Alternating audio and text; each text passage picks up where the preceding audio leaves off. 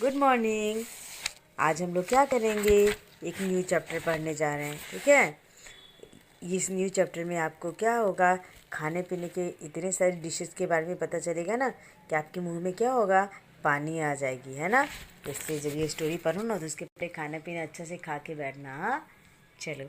तो आज हम लोग कौन सा चैप्टर पढ़ने वाले हैं, खान पान की बदलती तस्वीर। इसमें हम लोग ये पढ़ेंगे कि पहले हम लोग के खान पान की कैसा खान पान था और अभी जो बदल गया है परिवेश, तो उसके अनुसार हम लोग का खान पान अब कैसा हो गया है। अलग अलग स्टेट की खान पान कैसे अलग अलग हो जाता है, इसी के बारे में हम लोग इस चैप्टर में पढ़ने वाले हैं। ठीक है, तो खान पान की बदलती तस्वीर शीर्षक कहानी के शीर्षक पाठ के लेखक कौन है, प्रयाग शुक्ल है। ठीक है, आपसे पूछे कोई कि खान पान की बदलती तस्वीर के लेखक कौन है, तो आप बोलोगे प्रयाग शुक्ल। और इससे पहले आपने डायरी लेखन पढ़ा, किसी कहानी पढ़ा, निबंध कहानी पढ़ा, लेकिन आप आज जो ये चैप्टर पढ़ने जा रहे हो वो हिंदी की कौन सी विद्या है, तो आप बोलोगे ये निबंध है। आप ये जो चैप्टर पढ़ने जा रहे हो वो निबंध है। जब हम लोग किसी के बारे में, किसी एक टॉपिक के बारे में आपको कैसे निबंध या ऐसे लिखने आता ना, तो आप उसके बारे में लिखते हो ना, इस तरह ये खान पान की बदलती तस्वीर एक निबंध है, क्योंकि इसमें हम लोग खान पान के बारे में ही सब कुछ बताने वाले हैं। तो ये पाठ कैसी है, निबंध है। तो मैं अगर पूछूंगी कि खान पान की बदलती तस्वीर हिंदी की कौन सी विद्या है, तो आप बोलोगे निबंध है ना। जिस तरह कोई, जैसे इससे पहले आपने पढ़ा था कि संस्मरण, जो कि जब कोई अपनी स्टोरी बताए तो उसको क्या बोलते हैं, संस्मरण बोलते हैं, है ना। कोई प्रेरक कहानी था, कोई डायरी लेखन था। आज जो ये पढ़ने जा रहे हैं वो क्या है, निबंध है। ओके, चलो स्टार्ट करते हैं अभी हम लोग। भारत क्या है, विविधताओं का देश है ना। इसका असर हमारे खान पान की संस्कृति में भी देखने मिलता है। अब देखो, आपको पता है ना कि हमारे देश में विभिन्न विभिन्न तरह के भाषा के लोग, अलग अलग राज्यों के लोग रहते हैं। इसी की वजह से क्या होता है, इसका असर हम लोग के खान पान की संस्कृति में भी दिखाई देता है। पर इसमें पहले से कुछ बदलाव आए हैं। जो हम लोग का पहले के खान पान की स्थिति थी, अब जो खान पान की स्थिति है उसमें क्या हुआ है, बहुत सारे बदलाव आ गए हैं। जिन व्यंजनों का स्वाद क्षेत्र विशेष में ही जाकर चखा जा सकता था, बढ़ते औद्योगिकीकरण ने उन्हें देश के कोने कोने में उपलब्ध करा दिया है। पहले क्या है कि कुछ राज्य, जो कुछ खास राज्य थे, उसके खास खास डिशेस थे, और अगर आपको उसके डिशेस खाना है तो आपको उस राज्य में जाना पड़ता था। लेकिन अब औद्योगिकीकरण ने, मतलब नए नए औद्योगिकीकरण, क्या मतलब, नए नए आविष्कारों ने अब ये ऐसा कर दिया है कि हम लोग देश के किसी भी कोने में रहें, देश के किसी भी कोने का स्वाद हम लोग चख सकते हैं, है ना। हम लोग को किसी खास स्टेट का डिश खाने के लिए उस खास स्टेट में जाने की अब कोई ज़रूरत नहीं है। हम लोग यहाँ गुजरात में भी बैठकर साउथ इंडियन डिशेस खा सकते हैं, नॉर्थ इंडियन डिशेस खा सकते हैं। ओके, जिससे आज हमारा खान पान राष्ट्रीय एकता का प्रतीक भी बना है। अब क्या है कि इसके वजह से क्या हुआ कि हम लोग का जो खान पान है वो राष्ट्रीय एकता का प्रतीक बना है। मतलब हम लोग अलग अलग लोग हैं, अलग अलग राज्य के रहने वाले हैं, लेकिन एक दूसरे के राज्यों के खाना को पसंद करते हैं। तो ये सब क्या दिखाता है कि हम लोग के खान पान में भी जो क्या है वो एकता झलकता है ना, कि हम लोग एक दूसरे के डिशेस को बनाते हैं, पसंद करते हैं। तो ये क्या हुआ कि एक तरह से एकता को हम लोग के एकता को शो करता है ये बात। पिछले 10-15 वर्षों में हमारी खान पान की संस्कृति में एक बड़ा बदलाव आया है। इडली, डोसा, बड़ा, सांभर, रसम आदि अब केवल दक्षिण भारत तक सीमित नहीं है, ये उत्तर भारत के भी हर शहर में उपलब्ध है ना। अब क्या है कि अब क्या बदलाव, अभी पिछले 10-15 वर्षों को आप देखो तो आपको ये नज़र आएगा कि हम लोग के खान पान की संस्कृति में क्या आया है, चेंजिंग आया है, बदलाव आया है। और वो बदलाव क्या आया है कि जैसे इडली, डोसा, बड़ा, सांभर, रसम जो पहले साउथ इंडियन डिशेज होते थे, अब वो दक्षिण भारत तक सीमित नहीं रहा है। वो क्या हुआ है, उत्तर भारत के भी हर शहर में उपलब्ध है। आप नॉर्थ इंडियन में भी जाओगे तो साउथ इंडियन डिशेज आपको खाने के लिए मिलेंगे। अब तो उत्तर भारत की ढाबा संस्कृति लगभग पूरे देश में फैल चुकी है। अब आप कहीं भी हो, उत्तर भारतीय रोटी दाल साग आपको मिल ही जाएंगे। पहले क्या था, उत्तर भारत के लोग रोटी दाल सब्जी ये सब ज़्यादा खाते थे, लेकिन अब क्या, आप कहीं भी जाओ आपको उत्तर भारत के ढाबा जैसे ढाबा हर जगह मिल जाएंगे, जहाँ आप रोटी रोटी दाल सब्जी साग ये सब खा सकते हो, है ना। अब देखो, फास्ट फूड में बर्गर नूडल्स जैसी कई चीज़ें शामिल है। एक ज़माने में कुछ ही लोगों तक सीमित चाइनीज़ नूडल्स अब संभवतः किसी के लिए अजनबी नहीं रहे। पहले क्या था, वो जो फास्ट फूड में बर्गर नूडल्स आते थे, समाज में कोई कोई ही खाते थे, है ना, तो कुछ वर्गों तक ही सीमित थी। लेकिन अब देखो, अब ये साधारण आदमी हर कोई इसका नाम जानता है और हर कोई ये खाना खा ही चुका है, ठीक है। 2 मिनट्स नूडल्स के पैकेट बंद रूप से तो कम से कम बच्चे बूढ़े सभी परिचित हो चुके हैं, है ना। 2 मिनट नूडल्स के जो एडवर्टाइज हैं आप लोगों ने देखा है ना, कि अगर आपको भूख लगी तो 2 मिनट में नूडल्स मैगी रेडी। तो इसके वजह से क्या हुआ कि मैगी हर घर में परिचित हो गया है। इसी तरह नमकीन के कई स्थानीय प्रकार अभी तक भले ही मौजूद हो, लेकिन आलू चिप्स जैसे कई विज्ञापित रूप तेजी से घर घर में अपनी जगह बना रहे हैं।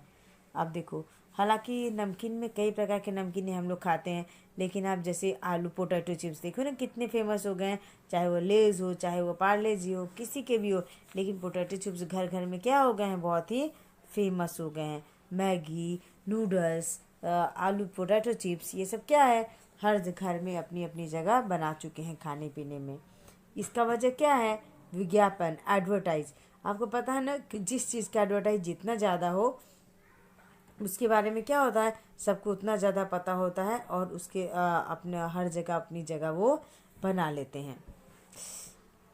अब देखो, गुजराती ढोकला गठिया अब देखो गुजराती ढोकला गाठिया अब भी देश के कई हिस्सों में स्वाद लेकर खाए जाते हैं।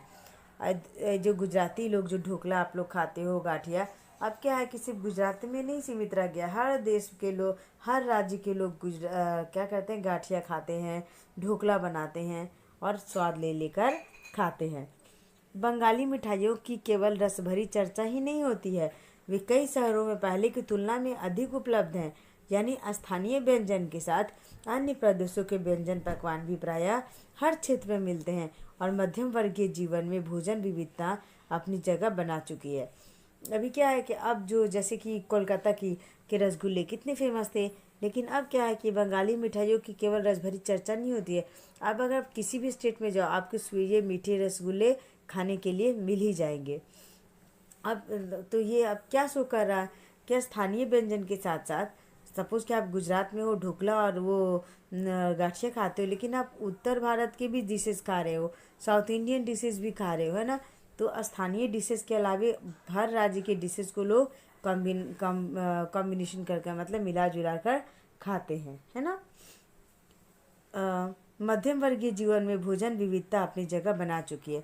जो मिडिल क्लास फैमिली उसमें क्या होता है कि हमेशा डिफरेंट डिफरेंट टाइप्स के फूड उन लोग खाते रहते हैं, है ना। हर स्टेट के मिला जुला के खाना हमेशा बनाते हैं। जैसे अब गुजरात में है तो सिर्फ ढोकला और गाठिया ही नहीं खाते, वे उत्तर प्रदेश के डिशेस बनाते हैं, साउथ इंडियन के डिशेस बनाते हैं और खाते हैं। कुछ भी चीज़ें और भी हुई हैं। मसलन अंग्रेजी राज्य तक जो ब्रेड केवल साहबी ठिकानों तक सीमित थी, वह कस्बों तक पहुंच चुकी है और नाश्ते के रूप में लाखों करोड़ों भारतीय घरों में सेकी तली जा रही है। अब देखो, जो ब्रेड जिसको अभी आप लोग हर घर में हर दिन खाते ही रहते हो, अभी क्या हुआ है कि पहले क्या हुआ कि अंग्रेजी राज्य तक सीमित थी, है ना। ये ब्रेड सिर्फ बोलते थे कि अंग्रेज़ों की डिशेज है, लेकिन अब क्या है कि मिडिल क्लास फैमिली में भी रोज़ मरा की ज़िंदगी में क्या होता है कि ये ब्रेड का यूज होते ही रहता है। लाखों करोड़ों लोग भारतीय घरों में क्या होता है कि सेकी और तली जा रही है ना। आप चाहे इसको चीज़ के साथ खाओ चाहे वेजिटेबल्स के साथ खाओ, लेकिन आप ब्रेड को किसी ना किसी रूप में खा रहे हो, है ना। नेक्स्ट है, देखो, खान पान की इस बदली हुई संस्कृति में सबसे अधिक प्रभावित नई पीढ़ी हुई है ना। अभी जो खान पान की जो तस्वीरें बदली हुई है उससे सबसे ज़्यादा प्रभावित कौन हुई है, नई पीढ़ी के लोग हुए हैं, जो पहले के स्थानीय व्यंजनों के बारे में बहुत कम जानती है पर कई प्रकार के नए व्यंजनों के बारे में बहुत कुछ जानती है। अब क्या हुआ, जो नए जनरेशन उसमें अंतर क्या आया है कि भले अपने लोकल डिशेज स्थानीय डिशेज के बारे में ना जाने, लेकिन जो जिसके बहुत सारे व्यंजन जिसको चर्चित में हो, जो विज्ञापन में आए हो, वो सब के बारे में वो बहुत ज़्यादा जानती हैं, है ना। स्थानीय व्यंजन भी तो अब घटकर कुछ ही चीज़ों तक सीमित रह गई है। अब क्या हुआ कि स्थानीय व्यंजन क्या है कि कुछ चीज़ों तक ही सीमित रहेगी। जैसे मुंबई की पाव भाजी और दिल्ली के छोले कुलचे की दुनिया पहले की तुलना में बड़ी ज़रूर है, पर अन्य स्थानीय व्यंजनों की दुनिया में छोटी हो गई है। देखो, मुंबई का पाव भाजी पहले कहा जाता था, अब हर घर में पाव भाजी बन रहा है, सब घरों में भी पाव भाजी बना के खा रहे हैं। छोले कुलचे देखो, वो सब हम लोग अभी क्या होता है, पहले सिर्फ स्टेट के नाम से जाना जाता था कि मुंबई का पाव भाजी है, लेकिन अब हमारे घरों में भी बनने लगी है। पहले क्या कि छोले कुलचे दिल्ली में ज़्यादा फेमस थे, लेकिन अब आपको हर राज्य में मिल जाएगा। ठीक है, अब क्या हुआ कि स्थानीय व्यंजन की दुनिया छोटी हुई है। मतलब जो लोकल ट्रेडिशंस वाले फूड होते थे ना सब, जैसे पहले के लोग उसी को ज़्यादा खाते थे, अब क्या हुआ कि उन लोग स्थानीय भोजन कम कर दिए और उनके जो पसंदीदा डिशेज है उनको अपने खाने पीने में ज़्यादा शामिल करते हैं। ओके, अब देखो, पर अन्य स्थानीय व्यंजन जानकार यह भी बताते हैं कि मथुरा के पेरू और आगरा के पेठे नमकीन में अब वह बात कहाँ रही। यानी जो चीज़ें बची भी हुई है उनकी गुणवत्ता में फ़र्क पड़ा है। अब देखो और क्या है, कुछ जो जानकार हैं जो बताते हैं कि जो मथुरा के पेड़े थे ना और आगरा के पेठे जो कि बहुत फेमस थे बेटा, अब वो बात नहीं रह गई है ना। और उनकी गुणवत्ता में भी फर्क पड़ा है। पहले जितने अच्छे से बनाए जाते थे, जितनी क्वालिटी होते थे सब में, अब वो क्वालिटी नहीं रह गई है। जैसे पेड़ा शुद्ध दूध से बनाए जाते थे, अब क्या हुआ कि बहुत सारे मिक्स होकर भी पेड़े बनाने जाने लगे हैं। या फिर जैसे कि ये जैसे कि आगरा के पेठे होते थे, बहुत खास होते थे, बहुत फेमस होते थे। अब पहले जो क्वालिटी इस सब में पाई जाती थी, अब वो क्वालिटी नहीं रह गई है। उसकी गुणवत्ता में मतलब क्वालिटी में क्या हुआ है, फ़र्क है। क्योंकि आपको पता है ना कि आजकल मिलावटी चीज़ों का उपयोग ज़्यादा होने लगा है। तो अब क्या होता है कि खान पान में वो गुणवत्ता यानी क्वालिटी नहीं रह गई है जो पहले होती थी। ओके, अब देखो, फिर मौसम और ऋतुओं के अनुसार फल और खाद्यान्नों में से जो व्यंजन और पकवान बना करते थे, उन्हें बनाने की फुर्सत भी अब कितने लोगों को रह गई है। अब गृहिणियाँ या कामकाजी महिलाओं के लिए खरबूजों के बीजों को सुखाना, छिलना और उनसे व्यंजन तैयार करना असंभव सा है। पहले क्या होता था कि महिलाएं घर में रहती थी तो ऋतु के अनुसार हमेशा क्या करती थी, खान पान बनाती रहती थी। जैसे कि अब क्या है कि पहले की गृहिणियाँ क्या करती थी, जैसे खरबूजों के बीजों को सुखाती थी, छीलती थी, फिर उनसे तरह तरह के व्यंजन तैयार करती थी। लेकिन अब आजकल की कामकाजी महिलाओं के लिए ये सब करना क्या हो गया है, असंभव हो गया है। यानी हम पाते हैं कि एक और तो स्थानीय व्यंजनों में कमी आई है, और दूसरी और वही देसी और विदेशी व्यंजन अपनाए जा रहे हैं जिन्हें बनाने पकाने में सुविधा हो। तो अब देखो, एक बात तो साफ है गई ना। अब हम लोग क्या करते हैं, या आपकी मम्मी भी क्या करती होगी, जिसे बनाने में ज़्यादा समय लगता होगा, टाइम टेकन होता होगा, वो सब अब वो नहीं बनाना चाहती होगी। वो खाना ज़्यादा बनाना चाहती होगी जो जल्दी बन जाए और टेस्टी भी हो। ठीक है, यानी आप स्थानीय व्यंजनों में कमी है। बहुत सारे लोकल डिशेज आपकी गुजराती में भी ऐसे होते हैं जो टाइम टेकन होते हैं। तब क्या होता है कि उसका जगह अब किसी और फूड ने ले लिया है जिसे पकाने में और बनाने में सुविधा हो। जटिल प्रक्रिया वाली चीज़ों को कभी कभार व्यंजन पुस्तिकाओं के आधार पर ही तैयार किया जाता है। अब कोई खास ओकेजन हो, कुछ हो, तो आपकी मम्मी जैसे हो कि नेट के हेल्प लेकर या फिर व्यंजन पुस्तिकाओं के सहारे क्या करती है कि कुछ खास आइटम जो टाइम टेकन वाले होते हैं ओकेजनली बनाती होंगी। अब शहरी जीवन में जो भागम भाग है उसे देखते हुए यह स्थिति स्वाभाविक लगती है ना। शहरी जीवन क्या, हम लोग का भागा दौड़ का ज़िंदगी है ना, कभी ये काम कभी वो काम। अब सिर्फ अगर खाने पीने में ही लगे रहा जाए और ट्रेडिशनल फूड को फॉलो किया जाए तो वो अब क्या होता है, पॉसिबल नहीं होता है ना। फिर कामतोर महंगाई ने भी लोगों को कई चीज़ों से धीरे धीरे वंचित कर दिया।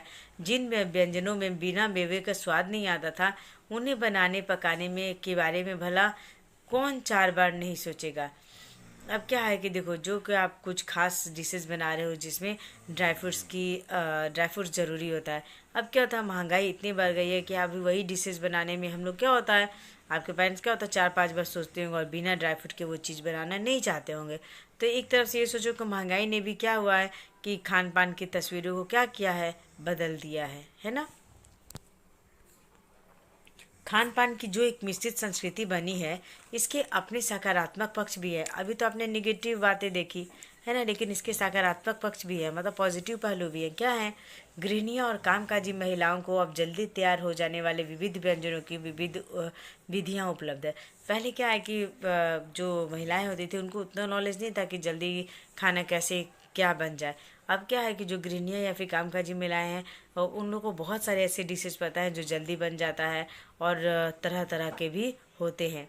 नई पीढ़ी को देश विदेश के व्यंजनों को जानने का सुयोग मिला है। अब क्या होता है कि इंटरनेट ये के ही थ्रू, लेकिन क्या हुआ है कि हम लोग देश विदेश के व्यंजनों के बारे में भी जानते हैं, भले ही किन्हीं कारणों से और किन्हीं खास रूपों में, क्योंकि यह एक सच्चाई है कि विविध व्यंजन इन्हें निखालिम रूप में उपलब्ध नहीं है। मतलब कि आप देखो अलग अलग देशों में वो अलग अलग रूप में उपलब्ध है, लेकिन भले ही वो उस रूप में मतलब पवित्र या विशुद्ध रूप में हम लोग नहीं खा पाते हैं, लेकिन उसको अपने ही देसी तरीके से बनाकर विदेशी चीज़ों को हम लोग क्या करते हैं, खा लेते हैं, है ना। निखालिस मतलब होता है वो पवित्र और विशुद्ध रूप। ओके, पवित्र और विशुद्ध रूप को क्या बोलते हैं? निखालिस बोलते हैं। आज़ादी के बाद उद्योग धंधों, नौकरियां, तबादलों का जो एक नया विस्तार हुआ है, उसके कारण भी खान पान की चीज़ें किसी एक प्रदेश से दूसरे प्रदेशों तक पहुंच गई है ना। अब देखो, अब क्या होता है कि बहुत सारे लोग ऐसे होते हैं कि ट्रांसफरेबल जॉब में रहते हैं, आज इस स्टेट में है तो कल उस स्टेट में है। इससे क्या होता है कि वो हर एक स्टेट के खान पान के बारे में उन्हें सब नज़दीकी से जानने को मिलता है। इसके वजह से क्या होता है कि उनके भी खान पान में बनाने के तरीक़ों में क्या होता है, विभिन्नता आती है। वो भी सब तरह के खान पान को बनाना जानते हैं। बड़े शहरों के मध्यम वर्गीय विद्यालयों में जब दोपहर के टिफ़िन के वक्त बच्चों के टिफ़िन के डब्बे खुलते हैं तो विभिन्न प्रदेशों के व्यंजनों की एक खुशबू उठती है। आप देखो, आपका जब लंच होता होगा, आपकी जब लंच बॉक्स खुलते होंगे तो सारे लंच बॉक्सेस में अलग अलग डिशेज होते होंगे, है ना। एक आपको किसी और के डिशेज अच्छे लगते हैं, किसी और को आपके डिशेज अच्छे लगते होंगे। तो जब आपको अपना वो लंच याद आ गया होगा ना बेटा, जब आप लंच में अपने सारे टिफ़िन बॉक्स खोलते हो और खुशबू से क्या होता है, क्लास पूरी महक जाती है ना। हम खान पान की से भी एक दूसरे को जानते हैं। इस दृष्टि से देखें तो खान पान की नई संस्कृति में हमें राष्ट्रीय एकता के लिए नई बीज भी मिल सकती है। अब देखो, हम खान पान के लिए भी, सपोज कोई आपकी फ्रेंड होगी जो कुछ खास लाती होगी, अच्छा तो आप बोलते हो कि हाँ ये वो है ना, तो साउथ इंडियन है तो इसके ये डिशेज अच्छे हैं, ये नॉर्थ इंडियन है तो इसकी ये डिशेज अच्छे हैं, हम लोग ऐसा बोलते हैं ना। तो क्या हुआ कि इससे भी क्या होता है कि हम लोग एक दूसरे को जानते हैं, और क्या हुआ कि राष्ट्रीय एकता इससे भी बढ़ती है। क्योंकि हाँ, जब आपको सपोज किसी और फ्रेंड का डिश अच्छा लगे, आप अपने मम्मी को बताओगे कि हाँ मम्मी ये ऐसा डिश था, आप बनाओ। तो इससे क्या होता है कि हम लोग एक दूसरे के संस्कृति के बारे में, खान पान के बारे में जानते हैं। इससे हम लोगों में क्या होता है, एकता आती है। ठीक है। बीज भली भांति तभी अंकुरित होंगे जब हम खान पान से जुड़ी हुई दूसरी चीज़ों की भी ओर ध्यान देंगे। लेकिन जो राष्ट्रीय एकता की जो बीज है वो भली भांति अंकुरित मतलब और हम लोगों के बीच कैसे फैलेगा, जब हम दूसरी चीज़ों की भी ओर ध्यान देंगे। जैसे मसलन मतलब कि जैसे हम उस बोली, बानी, भाषा, भूषा आदि को भी किसी न किसी रूप में ज़्यादा जानेंगे। ठीक है। जब हम लोग दूसरे स्टेट के पहनावे ओढ़ावों को, लैंग्वेज के बारे में भी जानेंगे, सिर्फ खान पान के बारे में नहीं जानेंगे, सब कुछ के बारे में जानेंगे, तभी क्या होगा कि हम लोगों में जो है राष्ट्रीय एकता क्या होगी, अच्छे से बढ़ेगी। और हम लोग खान पान के विशेष तरीक़ों से एक दूसरे से क्या होंगे, वो जुड़ेंगे, है ना। इसी के साथ ध्यान देने योग्य बात यह है कि स्थानीय व्यंजनों का पुनरुद्धार भी जरूरी है, जिन्हें अब एथनिक कहकर पुकारने का चलन बढ़ा है। अब क्या है कि स्थानीय व्यंजनों को क्या है कि एक तरह से क्या हो रहा है कि ये टूटता जा रहा है स्थानीय व्यंजनों का क्रम। आपके ग्रैंड माँ जितने अच्छे से वो डिशेज तैयार कर सकती थी, रेडी कर सकती थी, आपकी मम्मी उतना अच्छा से वो डिशेज रेडी नहीं कर सकती है। अब क्या बोलते हैं उसको, एथनिक फूड क्या के बुलाते हैं, है ना। तो ऐसे स्थानीय व्यंजन केवल 5 सितारा होटलों के प्रचारार्थ नहीं छोड़ देने चाहिए। 5 सितारा होटलों में वे कभी कभार मिलते रहेंगे, पर घरों बाजारों से गायब हो जाएं तो एक दुर्भाग्य की बात है ना। सपोज कोई ट्रेडिशनल फूड है जो आप सिर्फ 5 सितारा होटल मतलब 5 स्टार होटल में जाते तो ही मिले, तो ये सही बात नहीं है ना। ये जो ट्रेडिशनल फूड है हमारे घरों से बाज़ारों से गायब नहीं होने चाहिए, नहीं तो ऐसा होगा ना कि हमने अपनी परंपरा को छोड़ दिया है ना। हमारे हमारी जो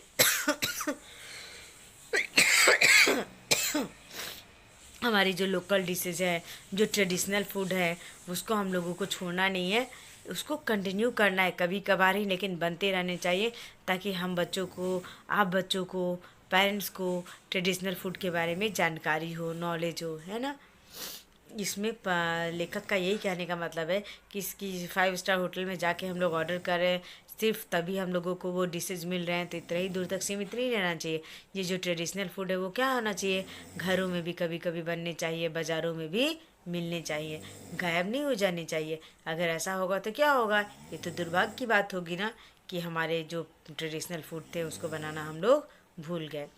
अच्छी तरह बनी बनाई गई पूरियाँ, कचौरियाँ, जलेबियाँ अब बाज़ारों से गायब हो रही हैं। आपको पता है, पूरियाँ, कचौरी, जलेबी पहले बहुत खाते थे सब। अब आप मार्केट में जाओगे तो आपको कचौरी जलेबी नहीं मिलेगी, है ना। फाफड़ा जलेबी खाओगे लेकिन कचौरी जलेबी नहीं मिलेगी। मौसमी सब्जियों से भरे हुए समोसे भी अब कहाँ मिलते हैं, है ना। जब जो समोसा का जो टेस्ट आप नॉर्थ इंडिया में देखोगे, वो अब इधर कहीं आपको नहीं मिलेंगे। उत्तर भारत में उपलब्ध व्यंजनों की भी दुर्गति हो रही है। जो नॉर्थ इंडियन में जो फूड खाए जाते थे ना, वो भी धीरे धीरे बंद होने लगे हैं। सब क्या है कि फास्ट फूड पे ज़्यादा ध्यान देने लग गए हैं। अचरज नहीं कि पहले उत्तर भारत की जो चीज़ें गली मोहल्ले की दुकानों में आम हुआ करती थी, उन्हें अब खास दुकानों में तलाशा जाता है। पहले जो डिशेस थी ना बेटा, वो ढाबे पे या रास्ते में ठेले पे मिल जाए। अब क्या होता है कि उसी डिशेस को ढूंढने के लिए हमें क्या होता है, खास दुकान तलाशनी पड़ते हैं। और यह भी करवा सच है कि कई स्थानीय व्यंजनों को हमने तथाकथित आधुनिकता के चलते क्या किया है, छोड़ दिया है। और भी बहुत सारे ऐसे ट्रेडिशनल फूड हैं जिसको हमने आधुनिक मतलब ये पुराने डिशेज हैं तो कहकर छोड़ दिया, और आधुनिक डिशेज को ज़्यादा अपना लिया है। और पश्चिम की नकल में बहुत सी ऐसी चीज़ें अपना ली है जो स्वाद और सरसता के मामले में भी हमारे बहुत अनुकूल नहीं है। और क्या है कि खान पान की मिश्रित या देखो, और भी क्या है कि आधुनिकता के चलते हम लोगों ने क्या किया, पश्चिमी की नकल करके बहुत सारी ऐसी चीज़ें भी ले ली है जो स्वाद और स्वास्थ्य के लिए हम लोगों के लिए सही नहीं है। फिर भी हम लोग क्या है, आधुनिक बनने के चक्कर में क्या करते हैं, हम लोग खा लेते हैं, जबकि वो हम लोग के लिए ज़्यादा हेल्दी नहीं होते हैं। हो यह भी रहा है कि खान पान के मिश्रित संस्कृति में हमें कई बार चीज़ों का असली और अलग स्वाद नहीं ले पा रहे हैं। क्या हुआ कि खान पान का जो ऐसा मिश्रित संस्कृति, मतलब जो पूरी संस्कृति मिल गई है ना हर स्टेट की, तो उसके वजह से क्या होता है कि हम लोग चीज़ों का असली स्वाद नहीं ले पाते हैं। अक्सर प्रीति भोजों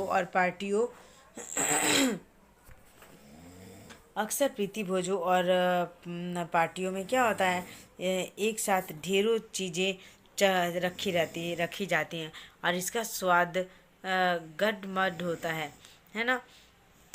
और देखो अब क्या होता है कि गड़बड़ मतलब अव्यवस्थित रूप से मिला हुआ, ठीक है। गड़बड़ मतलब अव्यवस्थित रूप से। पार्टी में तो हम लोग बहुत सारे डिशेज रखे रहते हैं, लेकिन क्या वो जैसा आप घर में बातों वैसे वैसे ओरिजिनल स्वाद तो नहीं होता है। वो क्या होता है, बहुत सारे अव्यवस्थित होते हैं, कोई किसी का स्वाद कैसा होता है, किसी का स्वाद कैसा होता है ना। अब देखो, खान पान की मिश्रित या विविध संस्कृति हमें कुछ चीज़ें चुनने का अवसर देती है। देखो, हम खान पान के मिश्रित संस्कृति, हम लोग क्या होता है कि हम लोग अपने पसंद के खाने को चुने, ये हम लोगों को अवसर देती है। हम उसका लगभग उसका लाभ प्राय नहीं उठा पा रहे हैं। हम क्या करते हैं, हम अक्सर एक ही प्लेट में कई तरह की और कई बार तो बिल्कुल विपरीत प्रकृति वाले व्यंजन परोस लेना चाहते हैं, ठीक है। अब क्या आता है कि हम लोग को बहुत सारे खाने पीने के बहुत सारे ऑप्शन होते हैं, तो हम क्या करते हैं, एक प्लेट में ही क्या करते हैं कि बहुत सारे ऐसे ही चीज़ें उठा लेते हैं जो एक दूसरे से मैच नहीं करते हैं। इसके वजह से क्या होता है कि खाने का टेस्ट भी क्या होता है, बिगड़ जाता है। तो इसलिए खान पान की जो मिश्रित विविध संस्कृति बनी है, और लग यही रहा है कि यही और अधिक विकसित होने वाली है, उसे तरह तरह से जांचते रहना जरूरी है। ठीक है। तो लेखक का ये कहना है कि अभी खान पान की जो तस्वीर बदल रही है उससे ये लगता है कि और ये जो मिश्रित संस्कृति है और आगे बढ़ती जाएगी। सही बात है ना बेटा। जब ये उन्होंने जब लेखक ने ये पाठ लिखा होगा तब से आज तक में और भी बहुत सारी चेंजिंग आई है। इसमें पिज़्ज़ा के बारे में तो डिस्कस भी नहीं किया गया क्योंकि मैं भी उस समय नहीं बनाओ। अभी तो आप लोग देखो पिज़्ज़ा और क्या क्या कौन से बहुत सारे डिशेज हैं जो आपको ज़्यादा पसंद आने लगे हैं ये सब के बजाय, है ना। आप ट्रेडिशनल फूड उतना मन से नहीं खाते होगे जितना ये फास्ट फूड पे ध्यान देते होगे, है ना। तो आप लोगों को क्या करना है कि आप बहुत सारी चीज़ें खाओ लेकिन आपके जो ट्रेडिशनल फूड है, जो आपके घर के खाने हैं, उसे भूलना नहीं है ना। और उसी को भी बराबर रूप से इम्पोर्टेंस देना है जितना कि आप वेस्ट पाश्चात्य चीज़ों को खाने को देते हो, है ना। अब आपको इस पाठ का संदेश क्या है। खान पान राष्ट्रीय एकता का प्रतीक है। मिश्रित संस्कृति तथा तरह तरह के व्यंजनों के साथ जो हम लोग का खान पान क्या है, जो हम लोग अलग अलग क्षेत्र के खाना अपने आप में खाने में शामिल करते हैं, वो राष्ट्रीय एकता का प्रतीक है। मिश्रित संस्कृति तथा व्यंजन का स्वाद, हमें क्या है कि मिश्रित संस्कृति जो मिल रही है उसमें हम लोग क्या कर रहे हैं, तरह तरह के व्यंजनों का स्वाद ले पा रहे हैं। ठीक है। अब आपको मैं थोड़ा शब्दार्थ बता दे रही हूँ क्योंकि इसमें थोड़े हार्ड वर्ड्स थे, है ना। तो सबसे पहला है सीमित। सीमित मतलब होता है सीमा के अंदर। स्थानीय, स्थानीय का मतलब होता है स्थान विशेष से संबंधित। जैसे कि आप गुजरात में हो तो उससे स्थान से जो संबंधित डिशेज होंगे उसको स्थानीय डिशेज कहा जाएगा। खाद्यांतर, खाद्यांतर का मतलब होता है खाने योग्य अन्न। जो खाने योग्य अन्न होता है उसको खाद्यांतर कहते हैं। वंचित मतलब कि जब कोई चीज़ आपको ना मिले तो उसको बोलते हैं वंचित रह गया या रहित रह गया या विमुख रह गया। सुयोग, सुयोग का अर्थ होता है अच्छा अवसर। जब आपको कुछ अच्छा अवसर मिले तो क्या बोलते हैं कि ये सुयोग है। प्रचारार्थ मतलब प्रचार के अर्थ में जब किसी चीज़ का एडवर्टाइज करते हैं ना हम लोग तो उसको प्रचारार्थ बोलते हैं। अनुकूल मतलब मेल रखने वाला। अनुकूल मतलब क्या होता है, मेल रखने वाला, है ना। माफिक मतलब किसी से जो मेल रखने वाला हो उसको क्या बोलते हैं, अनुकूल बोलते हैं, है ना। फिर हो गया आपका गार्ड मार्ड मतलब अव्यवस्थित रूप से मिला हुआ। अव्यवस्थित रूप से क्या हुआ, मिला हुआ को क्या बोलते हैं, गार्ड मार्ड बोलते हैं, है ना। फिर क्या होगा तथा कथित। तथा तथा कथित का मतलब होता है क्या होता है, इस नाम से प्रसिद्ध हो जो जिसका होना संदिग्ध हो, है ना। तथा कथित मतलब क्या, जो इस नाम से प्रसिद्ध हो परंतु जिसका होना संदिग्ध हो। आप जिसको जानते तो हो लेकिन वो आपको मिल रहा कि नहीं मिल रहा इसमें आपको डाउट हो। फिर नेक्स्ट है आपका उपलब्ध होना। उपलब्ध होना का मतलब होता है प्राप्त होना, मिलना, हाँ। फिर होता है विविधता मतलब कई प्रकार के होने का भाव। जब आपको बहुत तरह की चीज़ें एक साथ मिले तो उसको क्या बोलते हैं, विविधता। जैसे भारत विविधताओं का देश है मतलब यहाँ पे क्या होता है कई देश, कई वेशभूषा भाषा भाषी वाले लोग रहते हैं तो उसको क्या बोलते हैं, भारत विविधताओं का देश है। नेक्स्ट है जटिल। जटिल का अर्थ होता है पेचीदा या कठिन। सकारात्मक, सकारात्मक का अर्थ होता है सहमति या सूचक, है ना। इसमें सकारात्मक मतलब होता है सहमति या सूचक। इसमें जब आप किसी बात के लिए हामी भरते हो, हाँ बोलते हो, उसको क्या बोलते हैं, सकारात्मक बोलते हैं। फिर है निखालिस। निखालिस का मतलब होता है पवित्र विशुद्ध। मतलब कोई चीज़ जब हमें अब निखालिस रूप में नहीं मिलती, मतलब भले ही शुद्ध रूप में ना मिले लेकिन हम लोग खा लेते हैं। दुर्भाग्य का मतलब होता है बदकिस्मती।